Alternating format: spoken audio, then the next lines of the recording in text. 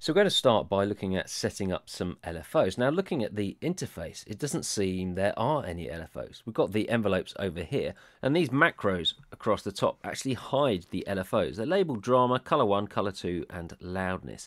And they're kind of hard-wired, hard-rooted to specific parameters. So if I click on this plus button here, you can then see certain parameters like the sustain, the mix, depth, rate have gone green, indicating that they could be modulated. Okay, if I click on color, then we could adjust these various purple parameters, and here you can see we've got pitch for the comb filter. So if I want to modulate that, just click on the purple button and push up, and you can then see a modulation amount slider appearing underneath.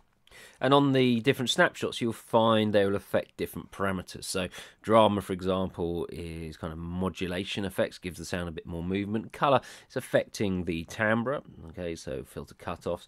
Color 2, things like resonance and filter types. And then loudness, obviously, affecting the loudness of the sound in some way, but that obviously affects distortion.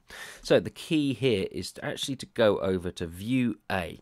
And this is where we can view the macros, but we can also see what's known as the motion recorder. Okay, and if we want to, we can choose different presets. So I click on the preset button down here, and then I could choose sine wave, and this gives us sine waves of different frequency.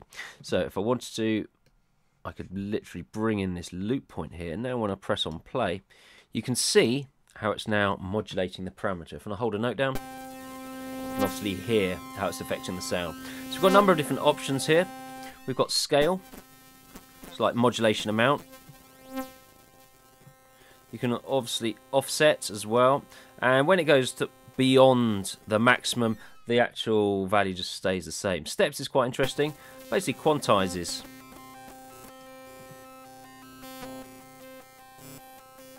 Or we can also smooth as well. And we can specify by how much it will be smoothed by.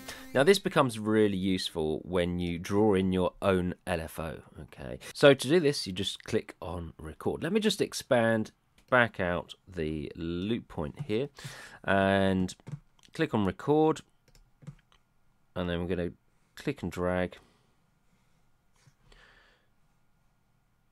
and I'm dragging up and down. So I can draw in my own LFO shape. As soon as you let go, it stops recording, and then we can play that back.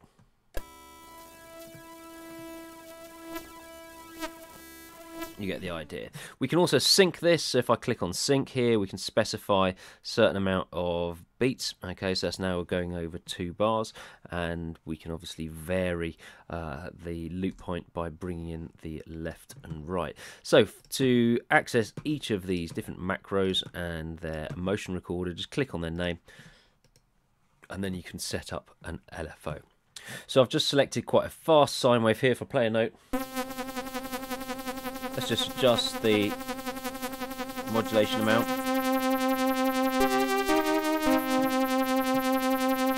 So there we've got our LFO assigned. There's a number of different other modulation sources. We've got the envelopes here. If you click on the plus button, you'll then see where you can route the envelope to, and exactly the same, just click on that yellow button and drag up or down.